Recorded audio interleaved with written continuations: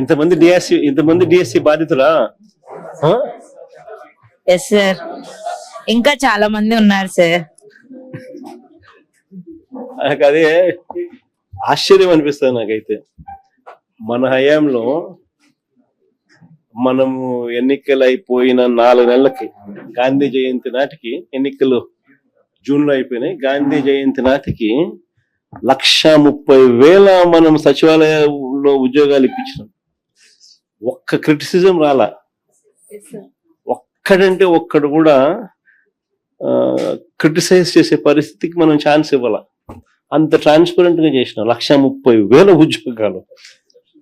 ఈడ 16,000 ఉద్యోగాలకు దీనికి రకరకాలుగా దాన్ని తిప్పి ఇంత కాంట్రవర్షియల్ చేసి అమ్ముకునే కార్యక్రమం దాకా తీసుకుపోవడం అంటే నాకు ఆశ్చర్యం అనిపిస్తుంది. దాన్ని నడిపించిన తీరు. 18 లక్షల మంది అందులో రాస్తున్నారు. అసలు నిజంగా వీళ్ళు ప్రవర్తించిన తీరు చాలా అన్యాయమైన తీరు. నేను ఒక ప్యానెల్ క్రియేట్ చేస్తాం జగదీష్, ఇది అయిపోయినాక. ఇవి డీల్ చేసే దానికోసం మన లీగల్ సైడ్ నుంచి మన లాయర్లు ఎవరైతే, మన సీనియర్ అడ్వకేట్లు ఎవరైతే మన దగ్గర ఉన్నారో, సుధాకర్ రెడ్డి, మన వీళ్ళందరినీ కూడా తీసుకొని వచ్చి ప్యానెల్ క్రియేట్ చేసి ఇక్కడ కల్పనమ్మను, చంద్రశేఖరన్, ఎమ్మెల్సీలు మన పార్టీ తరఫున టీచర్లు ఎమ్మెల్సీలు ఎవరైతే ఉన్నారో వీళ్ళని కూడా తీసుకొని వచ్చి ఆ కమిటీలో పెట్టి ఇక్కడ మీకు అందుబాటులో ఉండేట్టుగా చేస్తాం. మీకు అన్ని రకాలుగా న్యాయపరంగా మీకు ఖర్చు లేకోకుండా న్యాయపరంగా అన్ని రకాలుగా మనమే దీన్ని ఫైట్ చేసే విధంగా we will take it up. అది చేద్దాం. ఇక్కడ జియో ఫస్ట్ ఏమో ఇచ్చి ఎటువంటి ఎగ్జామ్ పెట్టుకోకుండా సర్టిఫికేట్ల కేవలము వీళ్ళ ఇష్టారాజ్యంగా దొంగ సర్టిఫికేట్ల ప్రకారము, లేకపోతే వీళ్ళ సర్టిఫికేట్లు ఏదైతే కరెక్ట్ అనుకుంటాం దాని ప్రకారమే ఉద్యోగాలు ఇచ్చే కార్యక్రమాలు చేసినారు.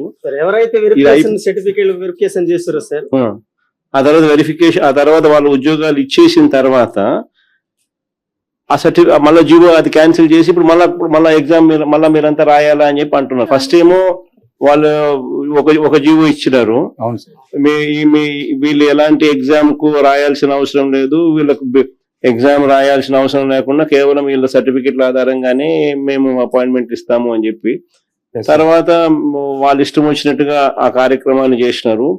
నువ్వు సర్టిఫికెట్ల ఆధారంగా నువ్వు ఇంకా బలమైన సర్టిఫికెట్ పెట్టినా నీకు ఉద్యోగం ఇవ్వలేదు, కానీ వాళ్ళు ఇష్టం వచ్చినట్టుగా వాళ్ళు చేసుకున్న తర్వాత మళ్ళీ వెంటనే మళ్ళీ ఇంకో జీవో మళ్ళీ మార్పు చేసేసి ఇప్పుడు మళ్ళీ మీకు కూడా ఎగ్జామ్ పెట్టాలి, మళ్ళీ దీనికి కూడా ఎగ్జామ్ రాస్తేనే ఎగ్జామ్ పాస్ అయితేనే అని మళ్ళీ తీసుకొచ్చినారు.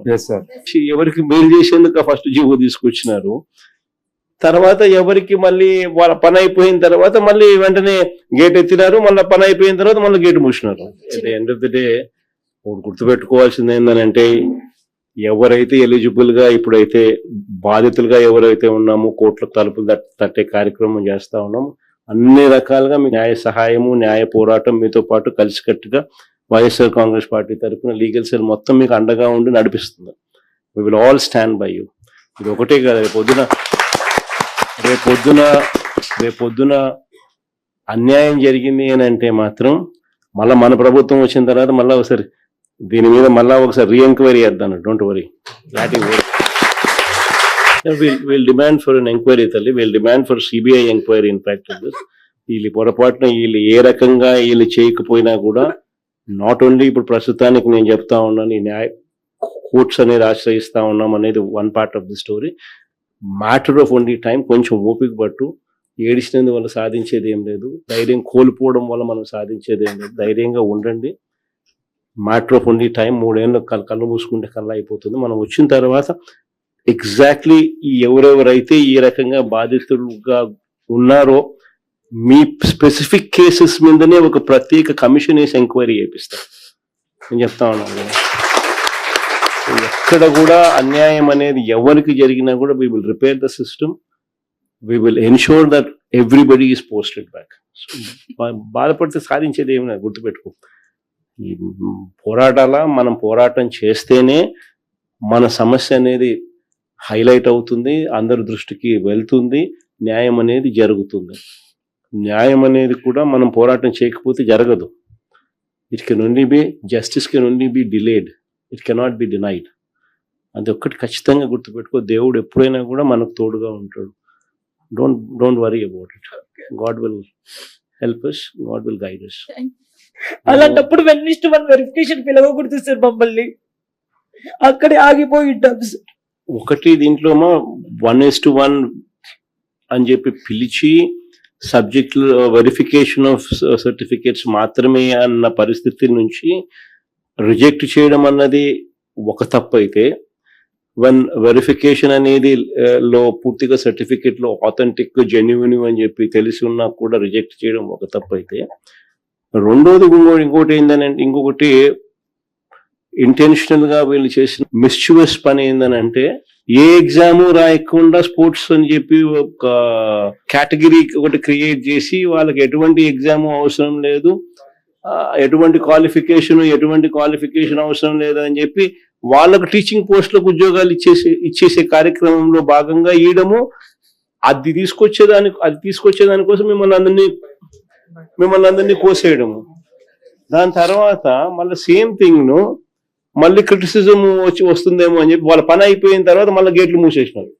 మళ్ళీ కొత్త ఇంకో జీవో ఇచ్చి లేదు ఇప్పుడు ఖచ్చితంగా వీళ్ళు కూడా ఎగ్జామ్ రాయాల్సిందే అని చెప్పి వాళ్ళకి మాత్రం వర్తించదంట, ఇక మీదట మాత్రం ఎవరికైనా కానీ వర్తిస్తుందట అని చెప్పి తీసిన. అంటే దాని అర్థం ఏంది? వాళ్ళందరితో వీళ్ళు మాట్లాడుకొని వీళ్ళు ప్రలోభాలకు రకరకాల ప్రలోభాలతో తీసుకున్న తర్వాతనే జరిగింది. అది ఇంకొక ఫ్లా. 3 months బయటికి రాలేకపోయాం సార్. అసలుకి చాలా సఫర్ అయ్యాం సార్. నాతో పాటు మా పేరెంట్స్ కూడా సఫర్ అయ్యారు సార్. ధైర్యంగా ఉంటుంది. మరి ఏం కావాలి ఇంతకన్నా? 1998 బ్యాచ్ ఎప్పుడు చెప్పు. దాంట్లో మా బాబాయ్ కూడా ఉన్నాడు సార్. 98 డిఎస్సి అట్లాంటి వాళ్ళకి న్యాయం చేసినామంట.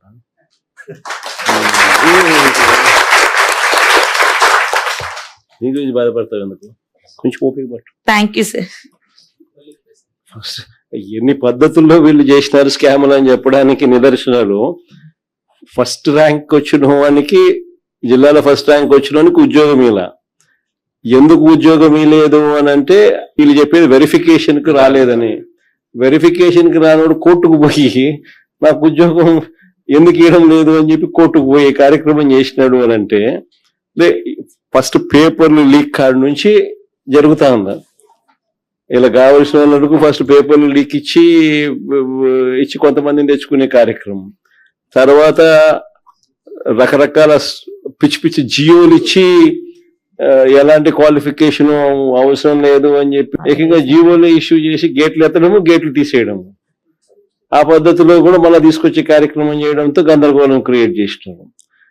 సో ఇక్కడేమో 1:1 అని చెప్పి పిలిచి సర్టిఫికెట్స్ వెరిఫికేషన్ మాత్రమే ఫార్మాలిటీ అనేది పెండింగ్ లో ఉండగా, సర్టిఫికెట్లన్నీ పర్ఫెక్ట్ గా ఆథెంటిక్ గా ఉన్నాయని తెలిసినా కూడా మళ్ళా ఉద్యోగం ఇవ్వకోకుండా ఎగరగొట్టే కార్యక్రమాలు చేసినారు.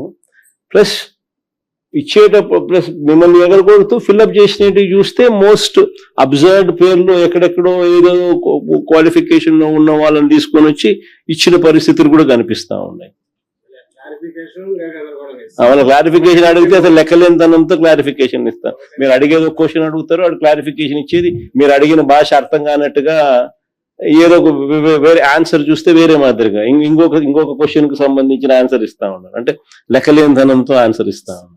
మీ అందరికీ మళ్ళీ ఒకసారి చెప్తా ఉన్నాను, మనకు మాట్లాడగలిగిన వాళ్ళు బహుశా నా దగ్గర కొంతమంది రాగలిగినారు, చాలా మంది కొన్ని వేల మంది చాలా మంది బహుశా రాలేని పరిస్థితిలో కూడా ఉన్న వాళ్ళు కూడా చాలా మంది కూడా ఉండొచ్చు. బట్ ప్రతి ఒక్కరికి కూడా నేను భరోసా చెప్తాను, ఇక్కడ ఒక కోఆర్డినేషన్ కింద ఇట్లా ఇద్దరు ఎమ్మెల్సీలు, వీళ్ళిద్దరు టీచర్స్ ఎమ్మెల్సీలే, చంద్ర అండ్ కల్పనమ్మ. వీళ్ళకి తోడు మన స్టూడెంట్ వింగ్ నుంచి ప్లస్ మన లీగల్ సైడ్ నుంచి కూడా, మన పార్టీ లీగల్ సైడ్ నుంచి కూడా లాయర్లు అందరినీ కూడా ఎంపానల్ చేసి ఒక కమిటీని ఫామ్ చేసి ఇక్కడ పెడతాం. ఎవరికి ఏ సమస్య వచ్చినా కూడా ఎనీ లీగల్ హెల్ప్, మీరెవరికి రూపాయి కూడా డబ్బు ఖర్చు కాకుండా వీళ్ళే లీగల్ గా కోర్టులలో కేసులు వేసి మీ తరపున వాద్యం చేసేట్టుగా వీళ్ళందరినీ కూడా పురమాయిస్తా ఉన్నాం. సో వీళ్ళందరూ కూడా దానికి అన్ని రకాలుగా కూడా చేస్తారు, చేసి కోర్టులో కొట్లాడే కార్యక్రమం చేస్తాము. మరోవైపున సిబిఐ ఎంక్వైరీ కూడా గట్టిగా అడిగే కార్యక్రమం కూడా చేస్తాము. ఇవన్నీ ఒక ఎత్తు. పొరపాటున ఏదైనా డిలే కావడమో ఇంకోటి కావడమో మీకు న్యాయం జరగని పరిస్థితి ఏదైనా ఉన్నా కూడా బాధపడకు. ఓన్లీ 3 ఏళ్ళే మన ప్రభుత్వం వస్తుంది. వచ్చిన వెంటనే ఒక కమిటీ వేస్తాము. మీ అన్ని కేసెస్ దానికి రెఫర్ చేస్తాము. చేసి ప్రతి ఒక్కరికి కూడా న్యాయం జరిగేట్టుగా 98 బ్యాచ్ ఏ రకంగా న్యాయం జరిగిందో మీ అందరికీ కూడా మళ్ళీ ఖచ్చితంగా అర్హత ఉన్న ప్రతి ఒక్కరికి కూడా మీ అందరికీ న్యాయం జరిగేట్టుగా కూడా చేస్తాం. అది కూడా గుర్తుపెట్టుకోండి. అది అట్టాకు జరుగుతుంది 3 ఏళ్ళ తర్వాత. ఈ లోపల మనం చేసే పోరాటం కూడా ఆగకుండా కోర్టుల ద్వారాను సిబిఐ ఎంక్వైరీ డిమాండ్ చేస్తూ ఇవన్నీ కూడా చేస్తూ మనం చేసేటివన్నీ కూడా చేస్తా పోతాం. సో 2 కూడా చేస్తాం. అందరికీ కూడా ఒకటే అష్యూరెన్స్ ఇస్తాను. ఇంతకుముందు నేను చెప్పినట్టుగానే కొంచెం ఓపిక పట్టండి. పోరాడితేనే మనం సాధించుకోగలుగుతాం. ఆ విషయంలో 4 అడుగులు ముందుకేస్తాం. ఖచ్చితంగా పోరాడుతూ ఉన్నారు. అన్ని రకాలుగా సహాయ సహకారాలు నా తరపు నుంచి చూడండి ఉంటాయి.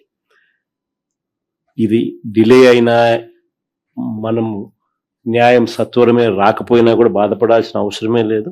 కన్ను మూసుకుని కన్ను తెరిచేసరికి 3 ఏళ్ళు అయిపోతుంది. అయిపోయిన వెంటనే మనం అధికారంలోకి దేవుని దయ వల్ల ఖచ్చితంగా వస్తాం. వచ్చిన వెంటనే కమిటీ కాన్స్టిట్యూట్ చేస్తాను. మీ అన్ని కేసెస్ దానికి రెఫర్ చేస్తాను. 1:1 కింద పిలిచి వెరిఫికేషన్ ఆఫ్ డాక్యుమెంట్స్ మాత్రమే పెండింగ్లో ఉన్న పరిస్థితుల్లో మీ అందరికీ కూడా జెన్యున్ డాక్యుమెంట్స్, ఆథెంటిక్ డాక్యుమెంట్స్ ఉన్న పరిస్థితి ఉన్న నేపథ్యంలో ఉన్న వాళ్ళందరికీ కూడా ఖచ్చితంగా జరిగించాల్సింది జరగాల. కానీ తప్పులు జరగడం వల్లనో ఇంకొక దాని వల్లనో నష్టపోయిన వాళ్ళందరికీ కూడా అవసరమైతే ఎక్స్ట్రా పోస్ట్ అయినా క్రియేట్ చేసైనా కానీ మీకు మంచి చేస్తాను.